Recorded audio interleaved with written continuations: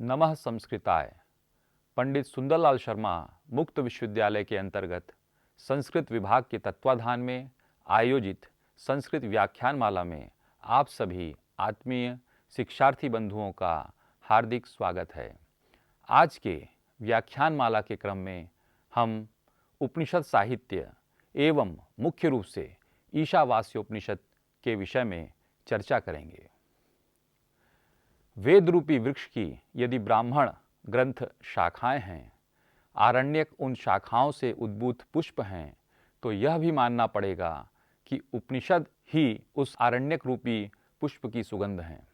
कहने का आशय यह है कि प्राचीन काल में ऋषियों ने जो बीज आरण्यकों में बोया था, वही उपनिषदों में पुष्पित व पल्लवित हुआ दिखाई पड़ता है। वेद के अंतिम भाग के कारण इन्हें वेदांत नाम से भी जाना जाता है। आचार्य शंकर की दृष्टि में उपनिषद ब्रह्म विद्या हैं। उपनिषद शब्द की निष्पत्ति उप और नि उपसर्ग सदृल धातु से हुई है। यहाँ सदृल का प्रयोग विसरण अर्थात नाश, गति तथा अवसाद, इन तीन अर्थों में इसका प्रयोग हुआ है। इस प्रकार उपनिषदों का अभिप्राय है अविद्या का विसरण अर्थात नाश, ब्रह्म विद्या की प्राप्ति तथा सांसारिक दुखों का शिथिलीकरण अर्थात अवसादन।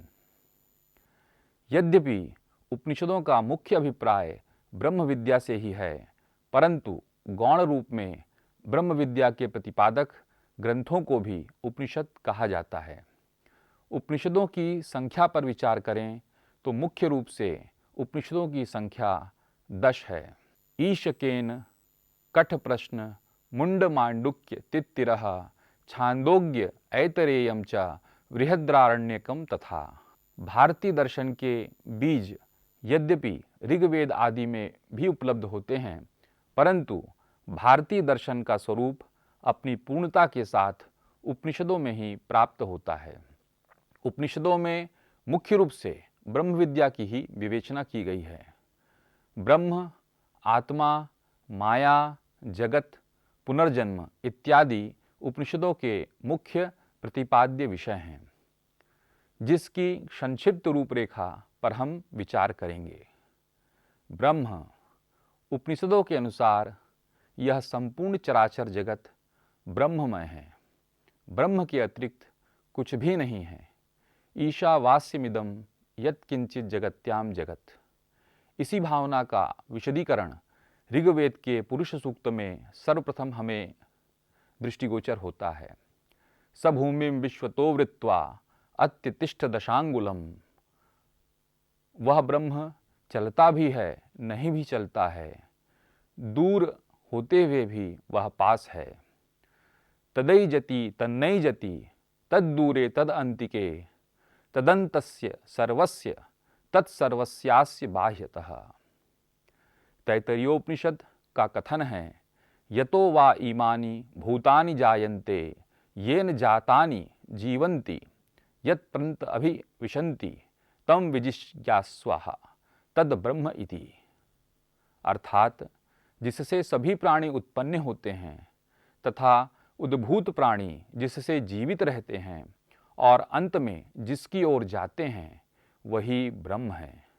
इस प्रकार ब्रह्म शब्द का प्रयोग अद्वैत, सर्वव्यापी तथा सत तत्व के रूप में हुआ है। आत्मा, कठोपनिषद भाष्य में आचार्य शंकर के अनुसार जो सर्वत्र व्याप्त है, जो सबको अपने में ग्रहण कर लेता है, जो विषयों का उपभोग करता है तथा जिसकी सत्ता निरंतर रहती है, उसे आत्मा कहते हैं। आत्मा के स्वरूप को स्पष्ट करते हुए छांदोग्य उपनिषद में कहा गया है, आत्मै वेदम सर्वम, अर्थात आत्मा ही सब कुछ है। कठोपनिषद के अनुसार न जायते म्रियते वा विपश्चित नायं कुश्चिन्न बभूव कश्चित, अजो नित्यः शाश्वतो अयम पुराणो न हन्यते हन्यमाने शरीरे। ब्रह्म और आत्मा का ऐक्य। उपनिषदों में ब्रह्म और आत्मा का प्रयोग ऐक्य भाव की प्रधानता के रूप में हुआ है। बृहदारण्यकोपनिषद का स्पष्ट कथन है, अयम आत्मा ब्रह्म, अर्थात यह आत्मा ही ब्रह्म है। इसके अतिरिक्त सुप्रसिद्ध महावाक्य अहम ब्रह्मास्मि तथा तत्त्वमसि भी इसी बात की ओर संकेत करते हैं। माया अर्थात अनित्य अज्ञान। माया या अविद्या को आचार्य शंकर ने अध्यास कहा है। यही भाव रूप वह तत्व है जो वस्तु के वास्तविक स्वरूप को ढककर उसमें अवस्तु का दर्शन कराता है, जो यथार्थ न होकर व्यक्ति भ्रम मात्र होता है। यह अज्ञान या अध्यास न सत है न असत तथा न सद असद ही है, अपितु यह भाव रूप एक अनिर्वचनीय तत्व है। वस्तुतः जगत की सत्ता का मूल कारण यही अज्ञान ही अविद्या है, जो जगत के ब्रह्ममय स्वरूप पर पर्दा डालकर उसे सुख दुख तथा मोह से अन्वित करता है। ब्रह्म और जगत उपनिषदों के अनुसार यह व्यक्त जगत अव्यक्त ब्रह्म का ही रूप है। इस जगत का निमित्त कारण और उपादान कारण ब्रह्म ही है। जिस प्रकार मकड़ी जाल बनाती है, उसी प्रकार अक्षय ब्रह्म से लेकर जगत की उत्पत्ति होती है। आचार्य शंकर भी ब्रह्म को सत्य एवं जगत को मिथ्या स्वीकार करते हैं, जैसा कि इस कथन में परिलक्षित है, ब्रह्म सत्यम जगन मिथ्या। इन तथ्यों के अतिरिक्त उपनिषदों में प्राण सिद्धांत, पुनर्जन्म, विद्या, विद्या संभूति, असंभूति आदि अन्य विषयों का वर्णन किया गया है। इस प्रकार अद्यतन हमने उपनिषदों के प्रतिपाद्य विषय पर विचार किया। अब हम प्रधान रूप से ईशावास्य उपनिषद का अवलोकन करने का प्रयास करेंगे। आइए, उपनिषदों में सबसे प्राचीन व सर्वाधिक महत्वपूर्ण ईशावास्योपनिषद मध्यान्दिन शाखा यजुर्वेद का 40वां अध्याय के रूप में हमें प्राप्त होता है। इसमें कुल 18 मंत्र हैं। इन मंत्रों में आत्मा का महत्वपूर्ण वर्णन, एक आदर्श ऋषि का वर्णन जो संसार के विषय वासना, दुख, शोक आदि में भी स्थित प्रज्ञ रहता है, परवर्ती कर्मयोग का दिग्दर्शन और कर्म तथा ज्ञान का समुचित समन्वय किया गया है। कर्म तथा ज्ञान का समुचित समन्वय इस उपनिषद की एक सर्वाधिक मूल्यवान कल्पना है, जो कि इसके मूल में स्थित है। आचार्य शंकर ईशावास्योपनिषद का प्रतिपाद्य आत्मैकत्व विज्ञान को मानते हैं। उनके मतानुसार ईशावास्यम इत्यादि मंत्रों का विनियोग कर्म में नहीं है, क्योंकि यह मंत्र कर्म के अशेषभूत आत्मा के स्वरूप यथात्म के प्रतिपादक हैं।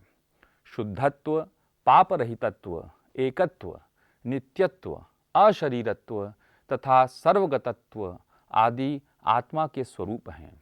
आत्मा के स्वरूप कर्म से विरोध है, अतएव हम इन मंत्रों का कर्मों में विनियोग न होना ही उचित मानते हैं। आत्मा का यथार्थ स्वरूप उत्पाद्य, विकार्य तथा संस्कार्य अथवा कर्तृभोक्तृत्व नहीं है, जिसे कि आत्मा का यथार्थ स्वरूप कर्म का शेष हो सके।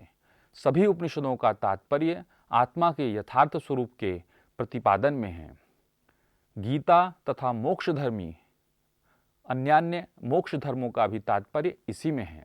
अतएव आत्मा के अनेकत्व, कर्तृत्व, भोक्तृत्व तथा अशुद्धत्व और पाप युक्तत्व आदि को ही लेकर सामान्य लोगों की बुद्धि से यह सिद्ध होने वाले आत्मा के कर्मों का विधान किया गया है। कर्माधिकार के ज्ञाताओं का भी कहना है कि ब्रह्म तेज आदि दृष्ट तथा स्वर्ग आदि अदृष्ट कर्म फलों का इच्छुक पुरुष और मैं द्विजाति हूँ तथा कर्म के अनाधिकार सूचक कानेपन, कुबड़ेपन आदि धर्म नहीं है। इस प्रकार स्वयं को मानने वाला पुरुष ही कर्मों का अधिकारी है।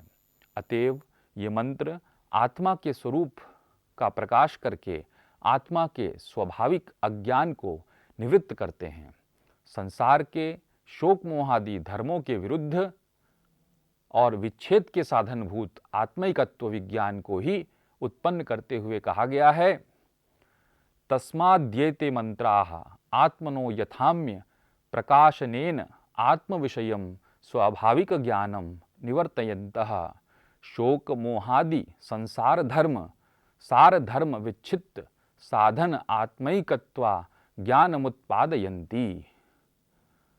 विशिष्टाद्वैत दर्शन के अप्रतिम व्याख्याकार श्री वेदांत देशिक ईशावास्योपनिषद के प्रतिपाद्य अर्थ को निर्दिष्ट करते हुए कहते हैं कि शुक्ल यजुर्वेद की काव्य शाखा के अंत में इस ईशावास्योपनिषद के द्वारा सभी के प्रकाशक, उभय विभूति नायक तथा अपनी महिमा से प्रतिष्ठित सभी जीवों की अंतरात्मा, सभी ब्रह्म विद्याओं के द्वारा प्रतिपादित किए जाने वाले सभी वर्णों के लिए विहित कर्मों के द्वारा आराधित होने वाले स्वाश्रित जीवों के पापों के प्राणनाशक नित्य मुक्त जीवों द्वारा सर्वदा अनुभव किए जाने वाले सिद्धोपाय रूपी श्री भगवान ही प्रतिपादित किए जाते हैं।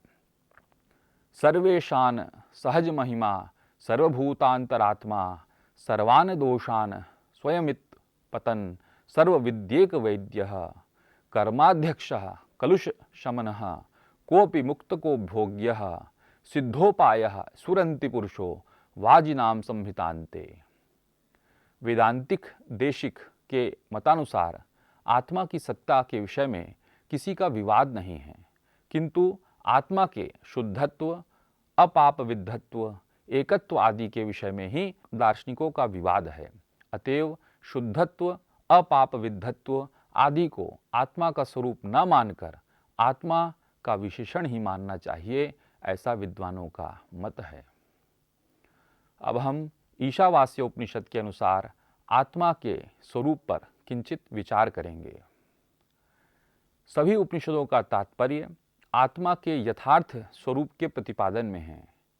गीता तथा मोक्ष धर्मों का भी तात्पर्य इसी में है। इसी प्रकार ईशावास्योपनिषद का भी चरमोद्देश्य आत्मैकत्व का प्रतिपादन है, अर्थात आत्म तत्व का ही प्रतिपादन है। यह उपनिषद आत्मा के स्वरूप यथात्म्य का प्रकाश करके आत्मा के स्वाभाविक अज्ञान को निवृत्त करते हुए संसार के शोक मोहादि धर्मों के विच्छेद के साधनभूत आत्मिकत्व विज्ञान को उत्पन्न करता है।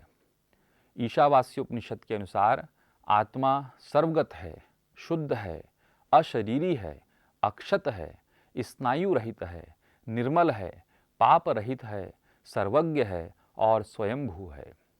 इस उपनिषद में वर्णित आत्मा के स्वरूप को निम्नलिखित बिंदुओं के आधार पर स्पष्ट किया जा सकता है।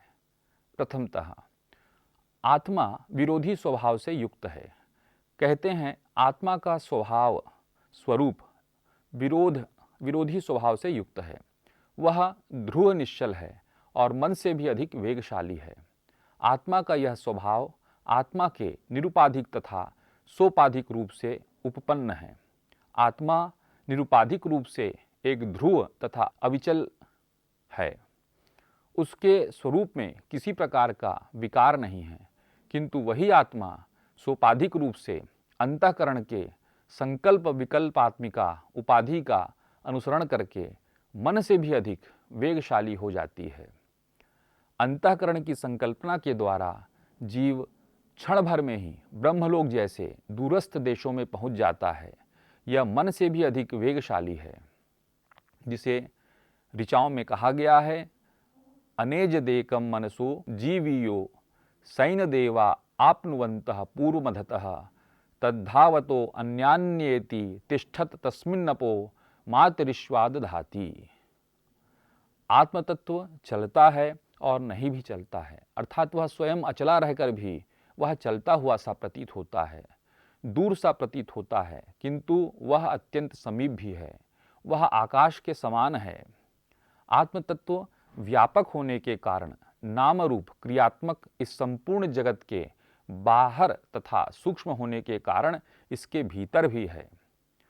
तदे जति तन्नय जति तद्दूरे तद अंतिके तस्यांतरस्य सर्वस्य तदु सर्वस्या बाह्यतः।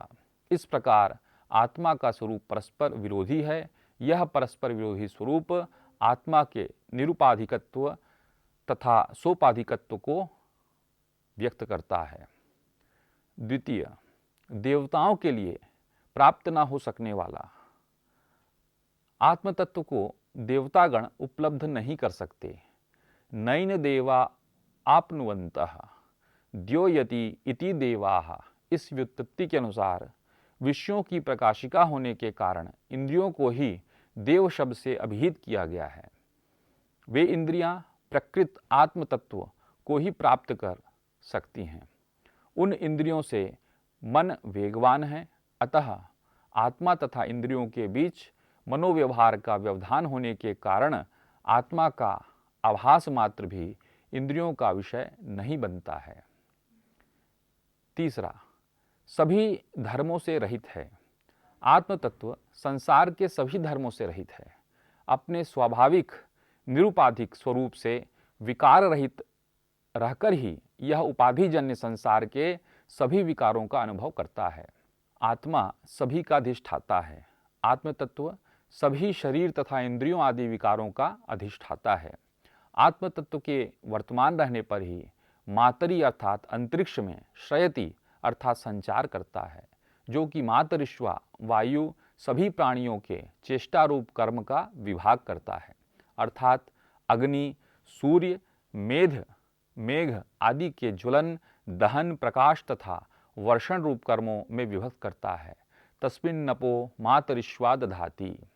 आत्म तत्व जानने वाले ज्ञानी पुरुष के लिए न शोक रहता है न मोह रहता है, अर्थात जो संपूर्ण भूतों को आत्मा में देखता है और समस्त भूतों में आत्मा को देखता है, उसको न शोक होता है न मोह होता है। वह सर्वात्म दर्शन के कारण किसी से घृणा भी नहीं करता। यस्तु सर्वाणि भूतान्य अन्य पश्यति सर्वभूतेषु चात्मानं ततो न विजुगुप्सते। यस्मिन् सर्वाणि भूतान्य यैवा भूत विभाजतः तत्र को मोहः क शोकः एकत्वमुपश्यतः। इस विवेचना से स्पष्ट है कि ईशावास्योपनिषद में आत्मा के स्वरूप का महत्वपूर्ण रहस्यात्मक वर्णन प्राप्त होता है। अब हम ईशावास्योपनिषद में विद्या के तथा अविद्या के स्वरूप ज्ञान कर्म के समन्वय पर विचार करेंगे। ईशावास्योपनिषद में विद्या और अविद्या के स्वरूप का सुंदर विवेचन करते हुए ज्ञान और कर्म इन दो विपरीत का तर्कसंगत समन्वय किया गया है। विद्या शब्द से ज्ञान को कहा गया है और अविद्या शब्द से कर्मों को कहा गया है। ज्ञान निष्ठा यह है कि जगत में कुछ भी स्थावर जंगमात्मक संसार है, वह सब परमात्मा के द्वारा व्याप्त है। उसका त्याग भाव से अपना पालन करो, किसी के धन का लोभ ना करो। इसका तात्पर्य यह है कि चराचर की आत्मा ईश्वर है। इस प्रकार से करने वाले पुरुष का पुत्रैषणा आदि ऐषणात्रय के त्याग में ही अधिकार है, कर्मों में उसका अधिकार नहीं है। अतएव उसके त्याग से आत्मा का पालन करना चाहिए। सब कुछ आत्मरूप होने के कारण मिथ्या पदार्थ विषयक इच्छा नहीं करनी चाहिए। ईशावास्यमिदं यत्किंचित जगत्याम जगत तेन त्यक्तेन भुंजिथा माँ गृधः कस्य स्विद्धनम। अर्थात कर्मनिष्ठा यह है कि इस लोक में कर्म करते हुए 100 वर्ष तक जीने की इच्छा करनी चाहिए। इस प्रकार मनुष्यत्व अभिमानी के लिए इसके अतिरिक्त कोई दूसरा मार्ग नहीं है जिससे कर्मों का लोप हो सके। कुर्वन्नेह कर्माणि जिजीवेशच्छत समाहा एवं त्वयि नान्य अस्ति न कर्म लिप्यते नरः। इस प्रकार ज्ञान मार्ग में सभी ऐषणाओं का त्याग किया जा सकता है। कर्म में मनुष्य मात्र का अभिमान करने वाले के लिए अग्निहोत्रादि कर्मों को करते हुए 100 वर्षों तक जीवित रहने की इच्छा व्यक्त की जाती है। ये ज्ञान और कर्म ही विद्या तथा अविद्या शब्द से कहे गए हैं। इनका पृथक फल है। अन्य देवा हुः विद्या अविद्या हुः विद्यया इति शुमुश्रु धीराणाम ये नस्त्य अचक्षिरे। विद्या से अन्य फल बतलाया गया है और अविद्या से ही अन्य फल बतलाया गया है। श्रुतियों के अनुसार विद्या के द्वारा देवलोक की प्राप्ति होती है, अविद्या के द्वारा पितृलोक की प्राप्ति होती है। इस प्रकार विद्या और अविद्या के फलों में भेद है।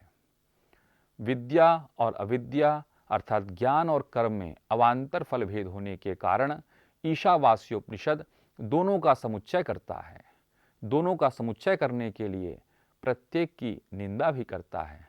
अंधः तमः प्रविशन्ति ये विद्या मुपासते ततो भूयः ते तमो य विद्यायाम रताः।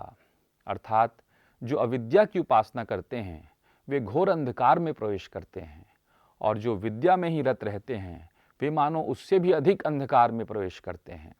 आचार्य शंकर अविद्या से तात्पर्य कर्म और विद्या से तात्पर्य देवता ज्ञान जो कि परमात्म ज्ञान से भिन्न है ऐसा मानते हैं। अतः वे उक्त मंत्र का अर्थ करते हैं कि जो अविद्या विद्या से अन्य कर्म अर्थात अग्निहोत्रादि रूप अविद्या की ही उपासना करते हैं, तत्पर होकर कर्मों का ही अनुष्ठान करते रहते हैं, वे अज्ञान रूप अंधकार में प्रवेश करते हैं, क्योंकि कर्म विद्या ज्ञान के विरोधी हैं। और जो कर्म करना छोड़कर केवल विद्या अर्थात दैवत ज्ञान में ही रहते हैं, वे उस अंधकार से भी कहीं अधिक अंधकार में प्रवेश करते हैं। वेदांत देशिक विद्या और अविद्या शब्दों का अर्थ आचार्य शंकर से भिन्न स्वीकार करते हैं। वे विद्या को ज्ञान मार्ग का वाचक मानते हैं तथा अविद्या को सकाम कर्मों का वाचक मानते हैं। अतएव उनके मतानुसार प्रस्तुत मंत्र में केवल कर्मों के अनुष्ठान तथा केवल ज्ञान मार्ग के आश्रयण की निंदा की गई है। यह मंत्र बतलाता है कि जो उपासक ततः कर्मों को स्वतंत्र रूप से ततः कर्मों का प्रदाता जानकर उनकी उपासना करते रहते हैं, वे घोर अंधकार में गिर जाते हैं। अर्थात ऐसे जीव संसार चक्र से नारकी लोकों में चले जाते हैं, जहाँ प्रकाश लेश मात्र भी नहीं है। जो उपासक अपने वर्ण तथा आश्रम के लिए विहित कर्मों का त्याग करके केवल ज्ञान मार्ग से ही उपासना करते हैं, वे स्ववर्ण आश्रमोचित कर्मों के परित्यागजन्य पाप के उससे भी घोर नारकी लोकों में चले जाते हैं। इस प्रकार स्पष्ट है पृथक पृथक रूप से ज्ञान और कर्म निंदनीय हैं। दोनों में समन्वय की आवश्यकता है। अतः ईशावास्योपनिषद दोनों में समन्वय करता है और कहता है विद्या चा यस्तदेवभ्यो सह अविद्या मृत्युम त्रित्वा विद्या अमृतमश्नुते। अर्थात जो उपासक विद्या तथा अविद्या इन दोनों को ही एक साथ जानता है, वह अविद्या से मृत्यु को पार करके विद्या से अमृत को प्राप्त कर लेता है। आचार्य शंकर अमृत से तात्पर्य देवत्व की प्राप्ति मानते हैं, अर्थात वेदांत देशिक अमृत शब्द का अर्थ मोक्ष प्राप्ति मानते हैं। तात्पर्य यह है आचार्य शंकर के अनुसार विद्या अर्थात देवता ज्ञान तथा अविद्या अर्थात कर्म, इन दोनों को जो एक साथ एक ही पुरुष के द्वारा अनुष्ठान किए जाने के योग्य जानता है, वह अविद्या अर्थात अग्निहोत्रादि कर्म से मृत्यु और मृत्यु शब्दवाच्य स्वाभाविक कर्म और ज्ञान इन दोनों को पार करके विद्या अर्थात देवत्व ज्ञान से अमृत अर्थात देवतात्म भाव को प्राप्त हो जाता है।